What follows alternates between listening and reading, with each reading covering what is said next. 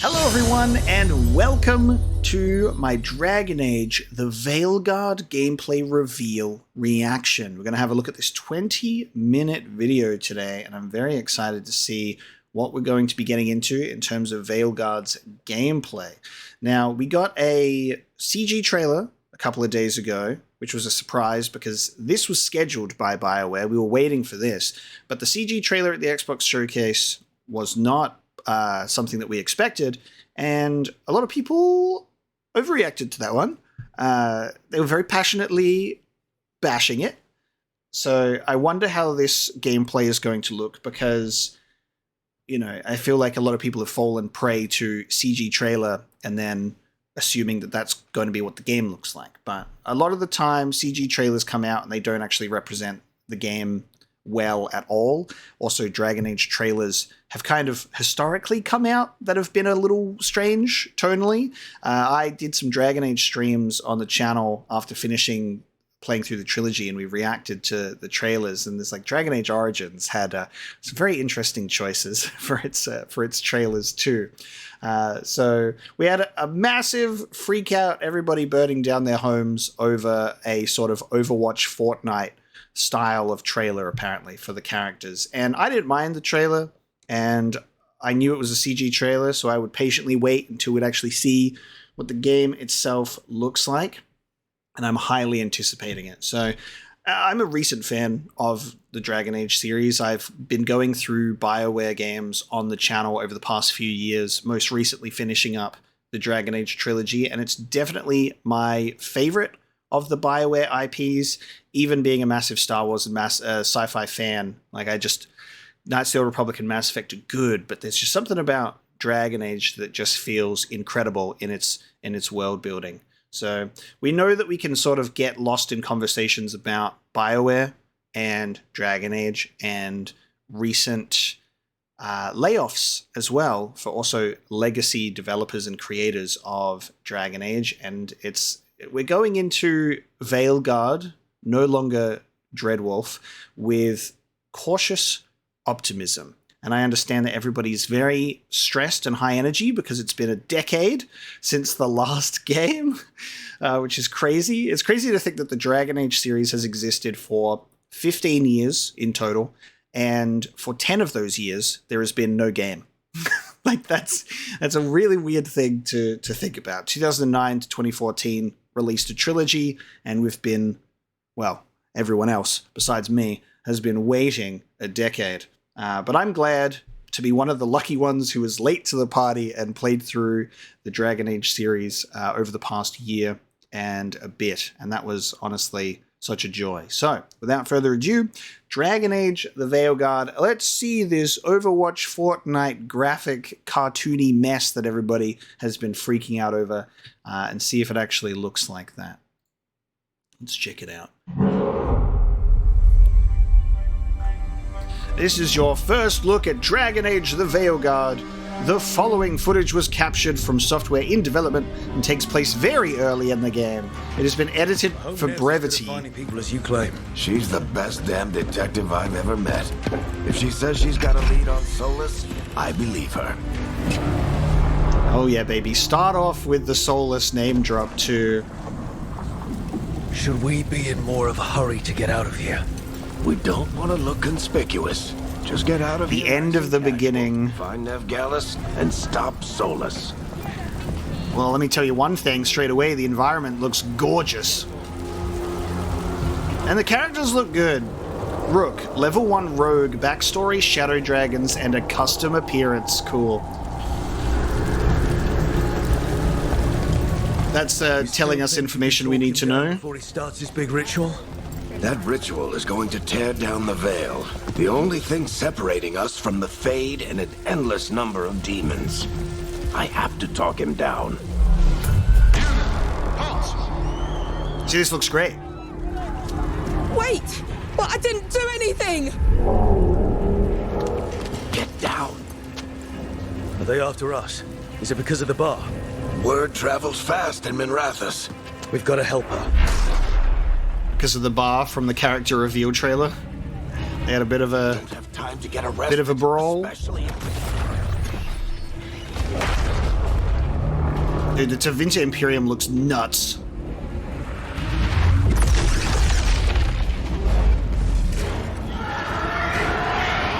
Oh, crap. We're too late. The ritual started.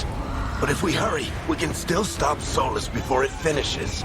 Let's go. Solus doing a ritual in the middle of the Tevinter Imperium in Minrathous. She'll get us to Dumont Plaza. Watch out! Dumont Plaza. Nice. Okay. Look at this magical cyberpunk city, dude. Is Solus summoning demons on purpose? My guess is the veil is weakening, and they're slipping through the cracks. And when the veil comes down completely? Then the whole world is going to look a lot like this. Oh god. Is that a pride demon? But like weird? It's a floating pride demon. It's got the same face. Yeah, this looks incredible. Everybody who commented trash talking on BioWare's official CG trailer can write them a handwritten apology.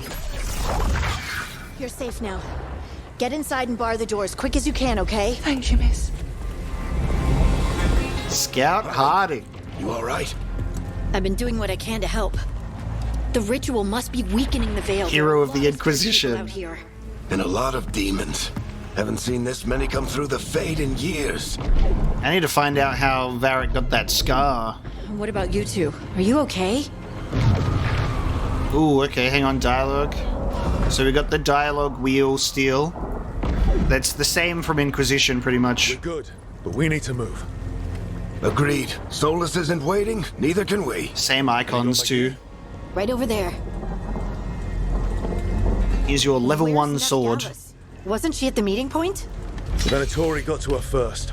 They grabbed her before we arrived and paid off the bar owner to keep it quiet. I'm not surprised that outfit. our detective did something to piss off a cult of murderous blood mages, but their timing stinks. The bar owner said the Venatori took Nev to Dumont Plaza. Can you get us there, Harding? Rook, you're with the Shadow Dragons. I figured you'd know Minrathous better than I do. Sure, but Minrathous is huge, and this is nowhere near my neighborhood. I can try. Don't worry. Scouting's my specialty. Follow me. Eyes up. We've got company. I want to know where Varric gets his hair dye from. He's probably a little upset about getting some grays. Demons, here they come. Oh, okay, here we go. Alright, this is very action.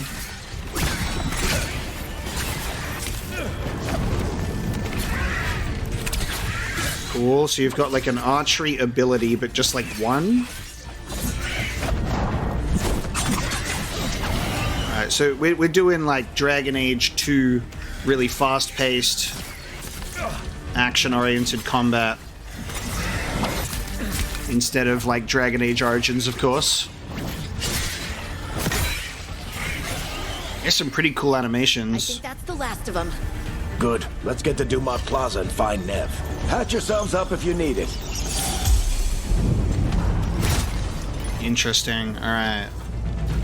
I think we're obviously at a very low level, so not a very good way to like showcase abilities and gameplay and what our character is capable of because we're only at a low level. Beautiful the ancient world was. But it's basic. That world existed before the Veil, and he wants to bring it back. Are you gonna fight a demon? Even if his Not ritual yet. kills us Okay. all in the process. Venatori cultists! Oh, we got a parry mechanic. All right, deflecting. I really like the art direction. Everything looks really pretty. Looks like the Venatori put up a barrier to block the way. More intruders! Avenge our fallen brother! Magical barriers. Destroy it by punching it.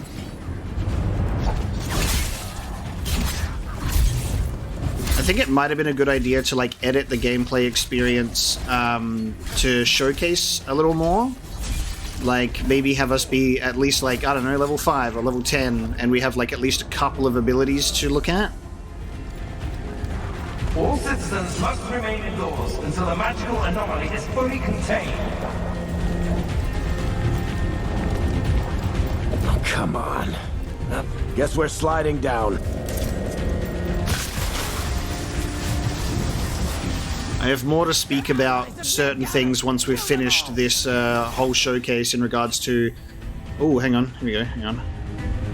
In regards to character information, like the Shadow Dragon's background, and that actually coming up in dialogue. That is good. Use the ability wheel to pause the action and choose from Rook's abilities. Okay, so we've got static strikes. All right, let me see how this works. Oh, okay. This will be my first time pausing, just so we can actually see this.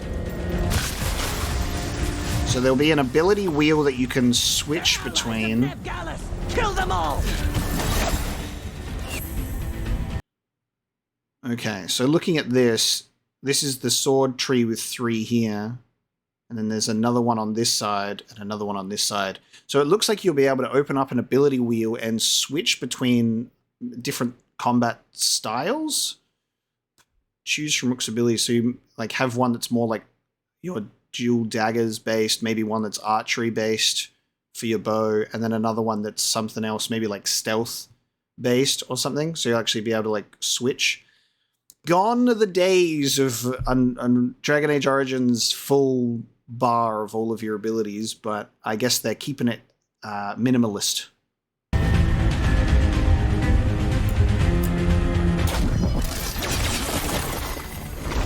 Static strikes. I really like that dodge. The character's movement feels very cool. I like the fluidity. Like your rogue feels very agile. Barik Tetris! The Venatori own these streets! I'm sure that a lot of people are probably really wanting to get that Dragon Age Origins feel of the gameplay back, but like, I don't mind this. I've never really had issues with any of the Dragon Age games gameplay-wise, because that's not like the reason I play them. I think that they've all been fun in their own way, but the lore and the story and the characters I absolutely adore, so that's my focus. I just wish that instead of being level 1, they could show us some more intricacies within the combat.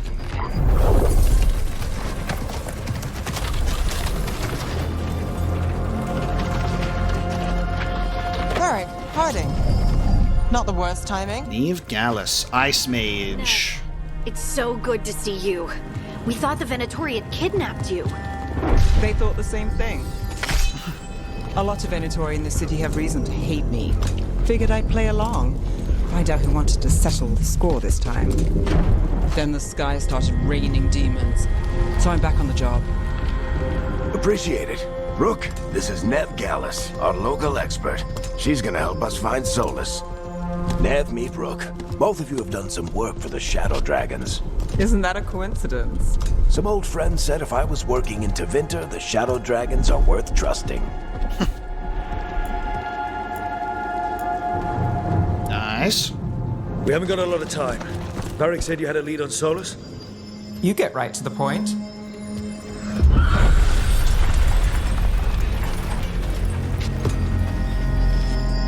I haven't seen Solus in person, but I did find hints of old magic, similar to what you get in Elven ruins. I traced it to a building beneath Our Lady of Victory. That's where your man is hiding.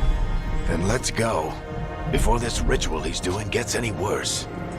Worse, this ritual's already drawing more power than I'd expect from a dozen mages. You told me he was working alone. Oh, he I is. also told you he was an ancient elven god. Elven god. Well, whatever he is, he's causing trouble in my city. Let's go. That hat seems like a pain in the ass to keep on your head. Now districts must remain in their homes. The team discovers Solus's hideout and an Alluvian gate, the portal he's used to escape the city of Minrathous. They step through the gate. Okay. Out through an alluvion. Well, we're not in Minrathous anymore. I know these trees. This is Arlethan Forest. And there's your ritual. The power involved. I've never seen anything like it. Oh, cool. Okay. Love The that. tremors are getting worse. And we've got demons. I can't wait to take in these beautiful environments. Very interesting with these, all these different colored demons look like they've got, like, roots growing out of them.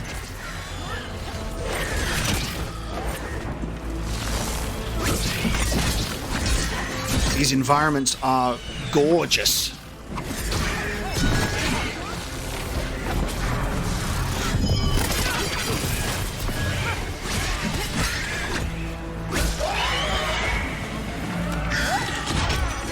So we've got all four of the characters with us. So we've got Harding, Varric, and Nev all fighting alongside us. Back in Minrathous. The Fade's a mess. There's no UI for the companions though on the screen, so I can't tell. I feel like those tremors are getting worse. Keep moving and try not to think about it. The team battles their way deeper into Arlethan Forest until they arrive at Solus's ritual site. Getting a very chopped up version of this. Yeah, that is a pride demon for sure. We have to stop this demon quickly. Yep. Where are your legs? Oh, no, hang on. Damn, here we go. We actually got confirmation. The ability wheel is used to issue commands and direct your companions. Oh, shit. So locked at this early point in the game. Which means these are not other skill trees. So it seems that we have 3 abilities. Just 3? You see how I was thinking, like, you know, in Inquisition, even in all of the Dragon Age games, you have, like, the different skill trees. I was like, oh, cool, that might be like an assassin tree. That's like a archery tree for being like a rogue, and you'll get, like, some distinct abilities for each one. Turns out this would be for your companions, which is also confirmation that we have 2 companions with us instead of the previous 3. So some people in my Discord have spoken about that already. I'm not I don't mind it, but I mean, I always liked having a bigger party because of the banter opportunities, but maybe the smaller party, we'll see how it goes, you know? So each character has 3 abilities. At least for now, from what we can see.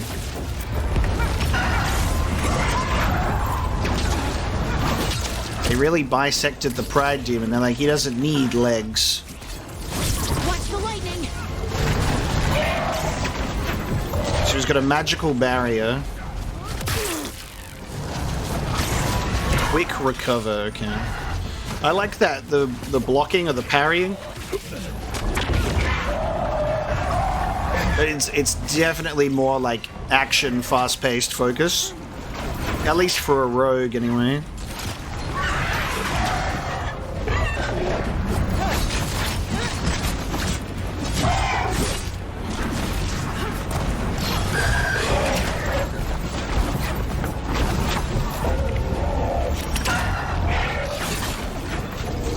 So it looks like, I think that we have like sort of the danger indicators appearing over Rook's head.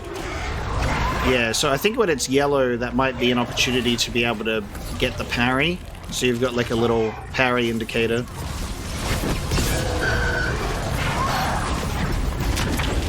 How did a demon this large get through the veil? It's a pride demon. Damn thing probably sensed Solus's ego.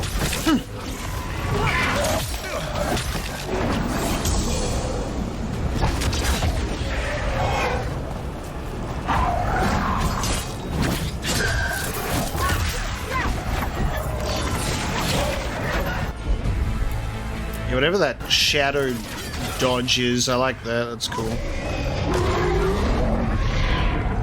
Everyone all right? Good enough. Let's get to Solus.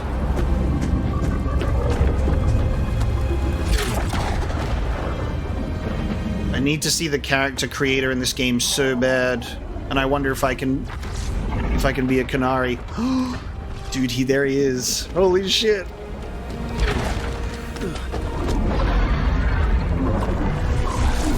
There's our boy.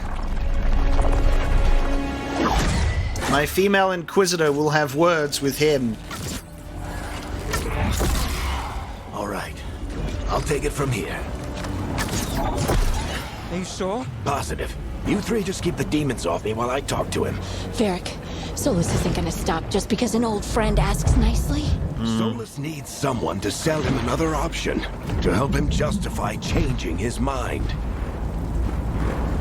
You fucking sure about that? Come on, Varric. Oh, We didn't come all this way just to talk to we've got approval. He was my friend, Rook. I gotta try to reach him. But if he won't listen to me, then he'll hear from Bianca. More demons. Okay, so we've got the companion approval and disapproval that we can actually see. Rook, take care of the team for me. Why do I feel like this is the Hawk and Warden? Hope I'm not interrupting. He calls him Chuckles still.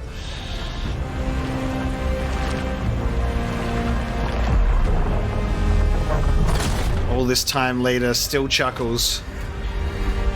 This feels like a choice of letting him go or not. I'm scared. Let's buy him some time. Oh god. Choose who to stay behind in the fade moment. Varric is getting through to Solus. We better talk fast. We can't hold these demons off forever. My Inquisitor should be here for this.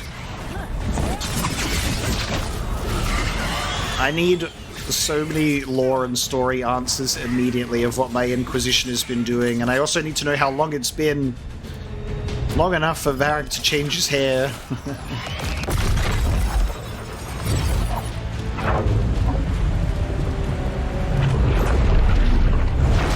The veil is a wound inflicted upon this world. It must be healed. By drowning the world in demons? I have taken precautions to minimize the damage, Varric. Minimize the... Are you sure about that, buddy? People are dying right now. You need to listen.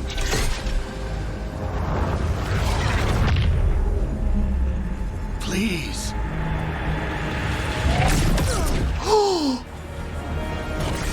He just shattered Bianca with a stare. Is dying. It is what they do. Oh, Solus. Shit. We need a better plan. Do you want me to take the shot? Won't work. He's too powerful. What if we disrupt the ritual? How? See those statues? If we break the scaffolding holding that one up, the whole thing will come down on Solus. It's risky. Interrupting a ritual of this scale will have consequences. And what about the demons? Varric needs us to hold them off. Right, you two stay here. I'll bring down the statue. What? No. Stepping into all that raw magic is suicide. The storm could tear you apart. Anyone got a better idea? Fine, but you'll need backup. I'm with you. I'm a mage. I'll go. Either way, someone needs to stay back and deal with the demons. No, it's another choice. Your decisions will impact your companions. Stop it. Oh no. Let's go, Hardy. Nev, keep the demons off us. You got it. Oh no. Which one's gonna result in Varric's survival, dude? Gotta choose the right one. Ask one question.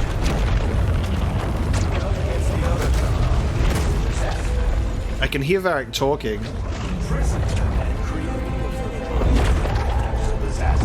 Hearing Solus again is so strange in this context. Why is there scaffolding on one of these statues? They had the construction crew coming in to rebuild this. Oh, I wish I had subtitles to hear Varric and Solus's conversation. They're bickering right now. God, is that all it took? Why? Why tear down the veil, knowing all the lives it'll cost? We shared a journey years ago. Years ago. Do you believe that I would do this if there was some other better option? The pillar's weak, but It isn't falling! We need to push it! I'm with you. Together! Now! You came a long way and made a valiant effort, Varric, but this story does not end with my downfall. Push! God damn.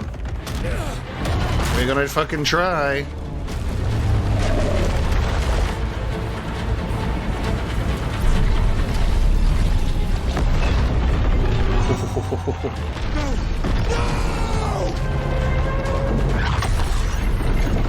Get out of there, Varric.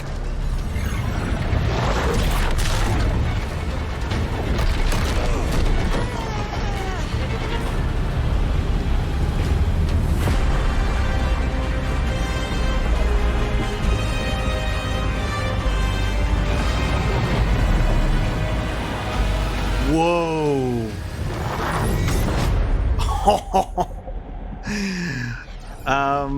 Dude, was that a couple of elven gods I saw rising out of here? Dude, look at this. Who's coming out of the veil?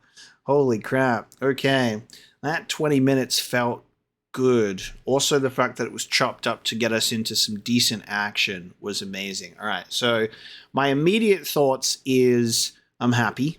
I'm feeling quite good about it. I kind of wish that we were, like I said, if we had like a level 5 or a level 10 character, because if we're being shown an example of the gameplay, I think that it's appropriate to be like, we've leveled up the characters to showcase you more of what they're capable of, right? It seems very simplified, even more simplified than any of the previous games so far. I would like more information. I don't really have enough information, right? What we do know is we're going to have probably 2 companions because of the ability wheel. If that ability wheel belonged to just my character and that was potential other like skill trees to open up, I think that would be awesome. But the game confirmed otherwise, sadly. So it looks like we could potentially fall into a trap of some quite repetitive gameplay, more repetitive than previous games. But also, I played as a mage in Inquisition, and that was, even with a whole bunch of abilities, still kind of a bit repetitive on its own anyway. But again, like, I'm not super hyper fixated on the gameplay in general. We're just kind of analyzing it because it is a gameplay reveal, so I feel like they should reveal more gameplay, at least like possibilities. Because at the moment it seems like we've got, you can shoot a bow, you can do a sword strike, and you can heal yourself with a potion pretty easily. I think it's visually gorgeous. I think that the environments are great, the characters look good. I'm very pleased with that. It retains that sort of aesthetic that we could expect, in my opinion. This is great. I really like this. So this is giving us information of our character's name is Rook, in the sense of our character's name being called Warden, Hawk, Inquisitor. Something that all the characters can say. Level 1 Rogue. So we have class choices, we have backstory choices, and we can also customize our appearance. So that communicates some really cool stuff about our own character. Now, it doesn't mention anything here about race or, you know, species or anything like that. Like, it doesn't say that we're a level 1 human rogue. I mean, you can take a look and see that we're a hume. It does sort of raise a question of like, are we able to be a dwarf? Are we able to be an elf? Are we able to be a Canary? Because would this be my opportunity to be a Canary character? Because I've played as a dwarf, a human, and an elf in the 3 games so far, and I wanted to play a Canary in Inquisition, but I made the promise to myself essentially back in Dragon Age 2, I'm like, I'm going to be an elf for the third one. Because we weren't able to choose in the second one, we were forced into being a human for the sake of the Hawke family narrative, which makes sense. Because I was actually going to be an elf in the sequel, in the second game. And then I pushed that to the third one. So this could be another Dragon Age 2 situation where we play a character, a specific type of character to fit the narrative that has been crafted. I hope not, but we'll see. I haven't played the game for myself yet, so I don't know how to feel about it until we're actually there. The backstory thing is great, though, because that's giving us... I wouldn't necessarily say it's giving us an origin, per se, or like a playable origin, but it might be a little bit similar to maybe even Cyberpunk, where you pick your street kid, nomad, and corpo, and it might give you a little bit of a playable intro, or it might just be this is where your character comes from to give you more context. So we're not sure on how that's going to show up yet. If they're able to pull off even just a little playable prologue for each backstory, I would be very pleased with that, because obviously they haven't done that since Origins, and that would be really awesome. I know it's a shit ton of work to do, and I know it's even more work to even think about the fact that this game is a culmination of the 3 previous games before it, where it also has all of those choices and opinions that we've put into our own personal stories, all of the choices that we've made, whether it's going to be the Dragon Age Keep or something else. Like, they have to factor that in. Is Loghain going to show up in some people's playthrough that have managed to get Loghain all the way through? Will we have previous characters showing up, and the Dragon Age Keep will play a part of that? You know what I mean? That's something to think about. So I'm desperate for more information on that sort of level and how things will work.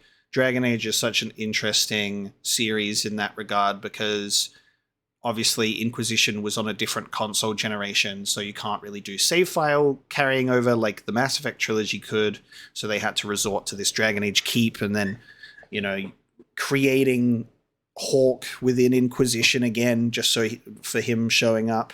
I think that they've confirmed that the Inquisitor will be in the game, because you are able to customize the Inquisitor's appearance. So it's going to do the same thing that they did with Hawke, where it's like you can create your Inquisitor and what they look like, and they're going to be in this story. So they've at least come out with that, or that's been posted about and discussed as well. I just need my Elven Mage Inquisitor to try again and talk some sense into Solus. Varric gave a valiant effort, but I don't think that he can reach him. I'm really curious about how this story is going to play out. I feel like this is going to be the final Dragon Age, or at least the closure of, maybe not Thedas, but the closure of the age of dragons, this specific age, this storyline. A lot has happened in this age. Maybe they could take us to a previous age or a future age, and they could do something else. But this feels like this might be a closure. This also feels like it could be the swan song of Dragon Age and Thedas in general. We're really going to have to see. It's taken 10 years for this to happen. The game was cancelled twice with so much drama surrounding EA, as always. I think the really unfortunate thing with BioWare and BioWare's fall from grace in the eyes of the gamers is EA has sort of fucked them at every single opportunity and stepped in the way of creativity and storytelling and their progress. And I think that's the saddest part to me, is being able to look back at the history of BioWare. Even after finishing like Mass Effect and finishing Dragon Age, you can really go into the history and see what EA did way back when with Mass Effect and their interference with things. And it's so clear with Dragon Age 2, the fact that the game was going to be a live service thing. It was originally going to be a single player thing, and then they cancelled it because they couldn't monetize it. And then it was rebooted as a multiplayer live service thing. And then they cancelled that because Jedi Fallen Order was successful. And they went, oh, wait, single player games are okay. And then they've had to rebuild it all over again. And in the time that that's taken, multiple industry veterans have left BioWare and gotten to work on other things, you know? And that's the saddest part, is we could already have been playing this game years ago.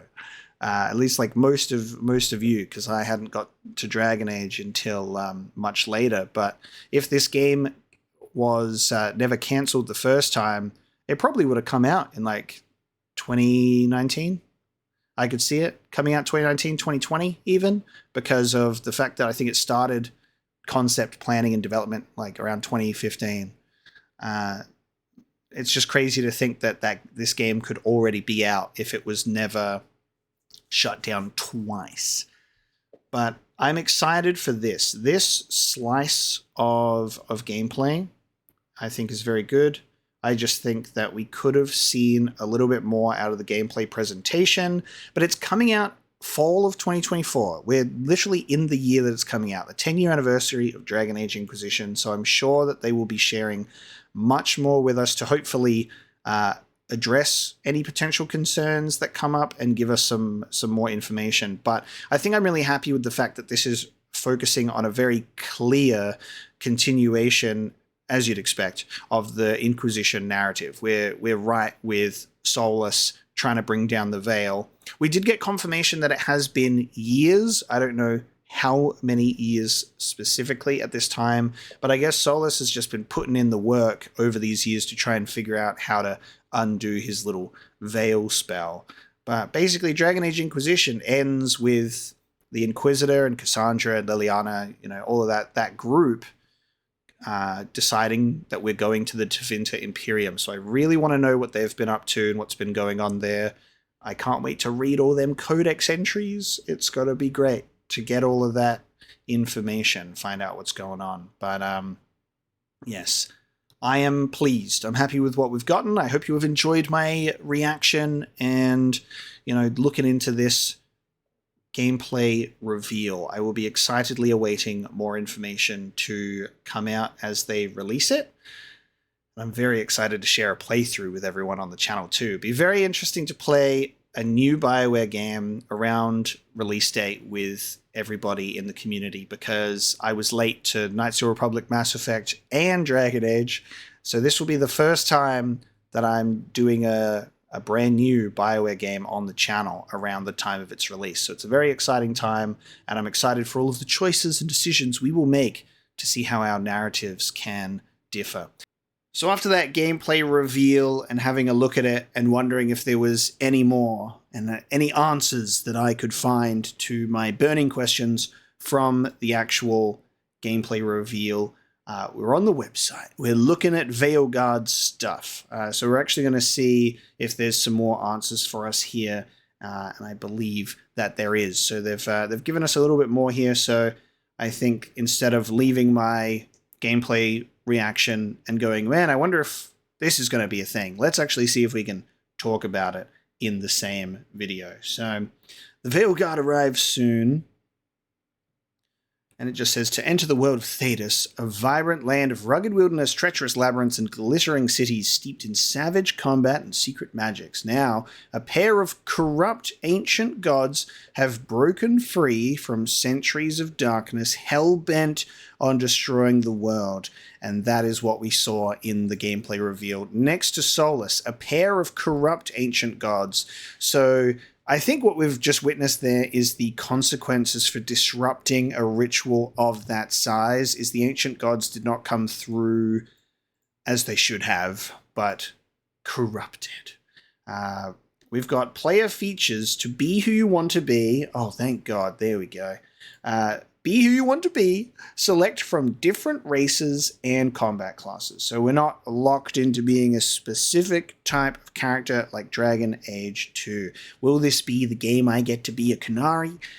Probably. I think it's finally time, which is great. I get to be dwarf, human, elf, and then Canary in this one. I can't think of a better time. Being in the Tevinter Imperium as a Canary, that's gonna be great. Choose your character's backstory and begin your journey as Rook, Dragon Age's newest hero. Choose your class. Pick your playstyle from 3 well-balanced classes. And here we go. Oh, the ogres look interesting. Ogres have gotten a little bit of an art style change. So this shows us a little bit more of what we're looking at here. So we've got 3 abilities for our warrior. We've got Harding and our... I don't have the characters' names down pat yet. This is our Veil Jumper character. And we can see that there are combos with, like, if you're doing a sundered attack, if you do this, it'll combo with it. So we can see that it looks like... I don't know what this means yet. I'm not sure what that means, whether that's getting them to attack or getting them both to attack. That might be like issuing commands. But there you go. There's a better look at combat and going up against Darkspawn too. So Ogre's got like a mace. I wouldn't expect an Ogre to be one of our spellcasters. They have a different type of Darkspawn for that. So we're just going to get smacked in the face by an Ogre with a giant club. The Dragon Age Origins Ogre was so cool and imposing. So you can be a warrior to command the flow of the battlefield. Some lay waste with sword and shield, while others use a two-handed weapon to send enemies flying. We've got our mage. There's the Canary. There you go. Mages rain down fury with spells that incinerate, freeze, electrocute, and crush. Some cast from afar, while others prefer close quarters combat. I wonder if it'll give us... Because when we were a mage in Inquisition... that they allowed us to pursue specializations as well. So I wonder if there'll be specializations for each of the classes too. And a rogue, hallmarks for quick movements and reflexes, whether wielding a bow or dual swords, they are powerful, precise strikes for lethal damage. Now, what we were looking at before, it looks like we've got a bonus ability on the bottom right here as well. So let's take a look at these. So we don't know what these enemies are actually called, whether they're going to be shades, or they might be, what's the specific, I can't remember what type of demon they were called in Inquisition, but I'm getting similar vibes, like the floating ghost ones from the veils, from those tears in the veil. The environments look really, really good though. And for our mage, these Darkspawn look pretty cool. They're definitely going to be running at us and trying to claw us to death with their red hot claws. And we've got some mage abilities here as well. And then, I'm not sure, we got something else on a D-pad shortcut here next to the health potion. But there we are. We've got a Canary Mage. Obviously, if we're a Canary Mage, it seems like we're not chained and masked up like they are actually under the Qun. So we've got a little bit more freedom to be a Canary Mage. I am not sure what class I will play. I played a Dwarven Rogue, a Human Warrior, and an Elven Mage. And I think I might play as either a Canary Rogue or Warrior for this one. That's how I reckon we'll play it out. I'm feeling physical Canary. We'll channel our Iron Bull, or maybe I'll go back to Rogue. Now here we go. We've got factions. So let's meet the factions. Major players on the stage of Thedas. Any of these factions could prove useful allies throughout the story. Your faction choice will influence your Rook's backstory, conversation options, and potentially the balance of power on this divided continent. So it gives us backstory, which is, another term loosely used with Origin, but it's not telling us a playable backstory. It's giving us conversation options, but we'll see. So you can have a Grey Warden, Veil Jumper, Shadow Dragons, Lords of Fortune, the Morn Watch, and the Antivan Crows. Now that's pretty damn cool. That's cool. If Zevran shows up, that's going to be fun. Will the Warden be in the game? Grey Wardens, will Alistair show up? Or Logain, or whoever that other guy is that I never got to see. An ancient order sworn to fight Darkspawn and monsters. They undergo secret rites that grant them supernatural powers. We have the Veil Jumpers, which are explorers of ancient elven ruins. They welcome anyone brave enough to face Arlathan's reality-warping magic. The Shadow Dragons are a resistance opposing corrupt rulers and slavery interventor. They are determined to bring justice to the people. Lords of fortune, explorers, hunters, and treasure seekers from Ravane who are famed for their daring exploits and narrow escapes. The Morn Watch is an elite necromantic order that tends to Navarra's sprawling grand necropolis where undead walk and spirits dwell. And the Antivan Crows, swift knives in the dark, these ruthless assassins are respected and feared as Antiva's shadowy protectors. Honestly, I think all incredible choices, and I'm not sure what I will go with yet, especially if I'm going to go for a Canary. Canary Grey Warden would be super fun. But I'm actually quite attracted to Shadow Dragons or the Mornwatch potentially, as well as the Antivan Crows. All good choices. All good choices. Unite a battered world under Thetis, a vibrant world of rugged wilderness, treacherous labyrinths, and glittering cities, which was seen. This looks fucking incredible. This looks amazing. Are we going to witness another Blight take place? We're going to have another one of the old gods rise within a dragon? Perhaps. And rally the Veilguard, unite a team of 7 companions, each with rich lives and deep backstories. So we can only bring 2 of them with us at a time. I am a little bit worried. Varric is not here, and he is not included in the list of companions. So Varric has been introduced as a character. He is carrying over. What a mainstay of a character, by the way. Varric being a companion in Dragon Age 2 and in Dragon Age Inquisition. So now he may be getting pulled out to like a similar situation of Leliana in Inquisition, where she was previously a playable companion, and now he's more of like an advisor. He's also got a lot of stuff to do. Remember that he's the Viscount of Kirkwall, by the way. He's got business to attend to. So, the Merchants Guild also is probably demanding his attention as well. So he's trying his best.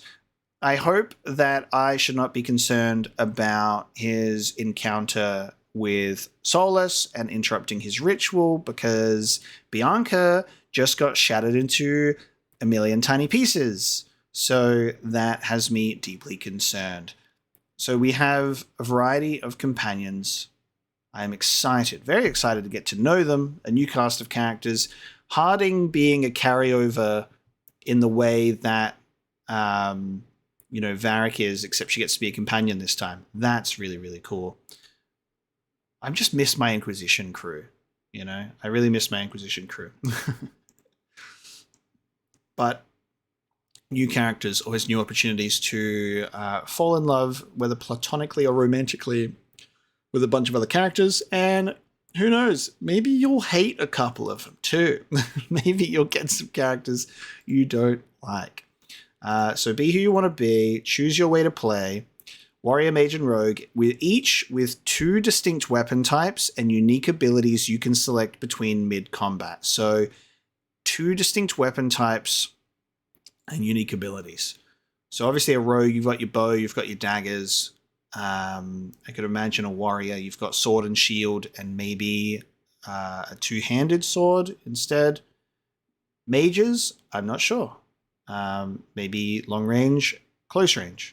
Experience new strategic depth as you combine fast-paced attacks, parries, and dodges with the companion ability wheel to exploit enemy weaknesses and seize victory with devastating combat combos. So it's definitely fast-paced action, right? With some command over your companions too. We got another one. What's this? Deep RPG progression. Level up your Rook and companions with their own skill trees. Choose perks and combat abilities as you climb towards more powerful specializations. So potentially specializations in here as well. Now I don't know why there's 3 of these and it's over here instead of over here. That's really strange. But the player features is good. We've got game lore, myths and legends. Dive into the deep history and lore of Dragon Age: The Veilguard. Oh, baby. And they've brought back to the character artwork from Dragon Age Inquisition. That same similar style.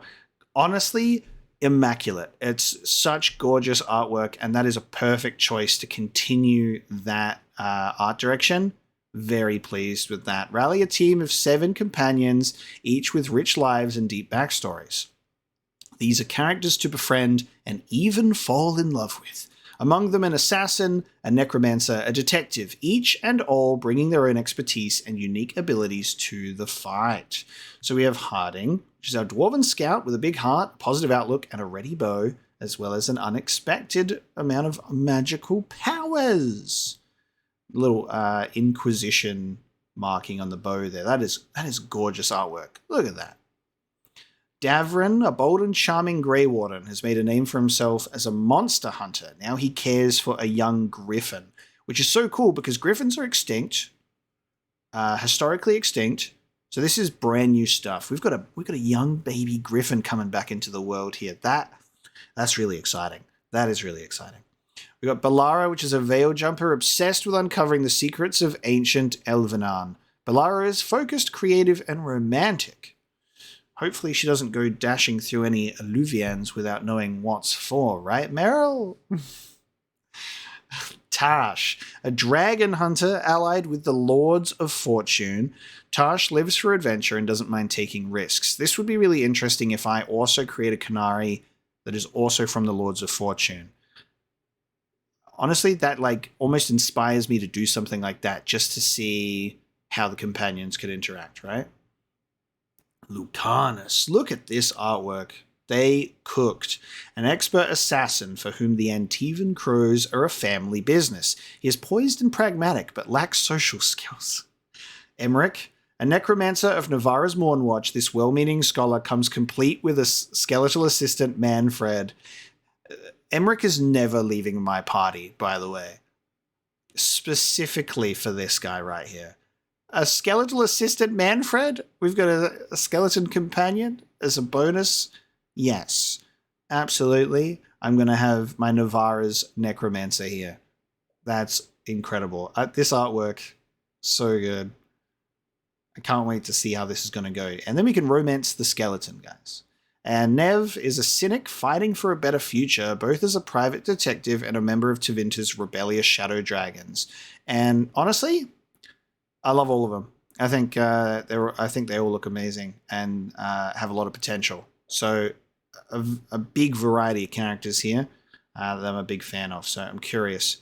Places you'll visit. Enter Thetis, a vibrant world of... How many times do I have to read that? Places we'll visit. Ravane, a country surrounded by glistening waters where the Chantry has little sway. The Lords of Fortune call Ravane home. This is amazing seeing brand new elements of Thetis too. Arlathan Forest, once an ancient elven city, now overgrown ruins riddled with magic. The Veil Jumpers work to uncover its secrets. And Minrathous is the capital of the Tevinter Imperium and one of Thetis' most ancient cities. The gap between rich and poor is stark. And more locations coming soon as well. I wonder if we'll be revisiting any older locations. I wonder if Kirkwall could make an appearance once more. But considering of where we're actually heading, mostly up north, Navarra, I would almost say would be a given that we would see Navarra. And maybe Cassandra will be back there. Who knows? I could only hope. So that's what we've got in terms of game lore at the moment. Now it looks like we have lore, companions, and locations. But if we actually look on this page, we only have companions and places we'll visit. The actual myths and legends has not been filled in here yet, so we might be getting some more of that opening up over time. So I don't get to see that right now, but that might actually be all we've got out of Veilguard at the moment. Because we just got the key features, which is be who you want to be, play and how you want to play and fight back. Become the leader others believe in. So there you go. We've got our Canary. Select from different races and combat classes. So excellent. Excellent. And that addresses some of my questions from the gameplay review in regards to being able to select a different race, how gameplay could possibly look when those ability trees open up. I will say, with this in mind, however, they have revealed information on the website about the features. Look at what we're seeing. We're seeing more here in images than what they were showing us in the gameplay reveal trailer, which is going to have the most eyes on it. It's got over 1 million views already.